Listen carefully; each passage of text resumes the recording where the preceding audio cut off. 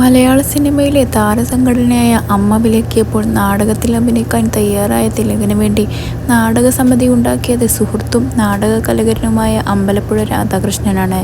തിലകനെ ദ്രോഹിക്കാൻ മുന്നിൽ നിന്നത് ദിലീപാണെന്നും മമ്മൂട്ടിയും മോഹൻലാലും ഉൾപ്പെടെയുള്ള സൂപ്പർ താരങ്ങളും അതിന് കൂട്ടുനിന്നെന്നും രാധാകൃഷ്ണൻ പറയുന്നു.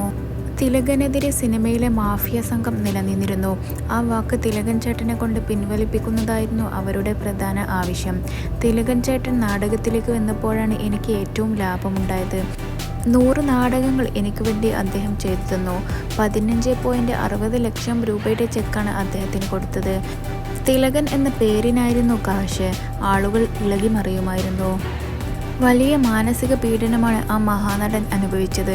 അവസാന കാലത്ത് അദ്ദേഹം പറഞ്ഞു, വലിയ താമസമില്ലാതെ പ്രധാനപ്പെട്ട ഒരു കണ്ണി അഴിയണമെന്ന്. കേരള സമൂഹം കണ്ടില്ലേ ദിലീപ് അഴിയണിയത്. തിലകൻ ചേട്ടനെ ഏറ്റവും കൂടുതൽ ദ്രോഹിക്കാൻ മുൻപതിൽ നിന്ന ആളാണ് ദിലീപ്. മമ്മൂട്ടി അഭിനയിക്കില്ലെന്ന് പറഞ്ഞു, പക്ഷേ മകൻ അഭിനയിച്ചു. കാരണം അവന് അഭിനയം പഠിക്കണമെങ്കിൽ തിലകൻ ചേട്ടൻ വേണമായിരുന്നു.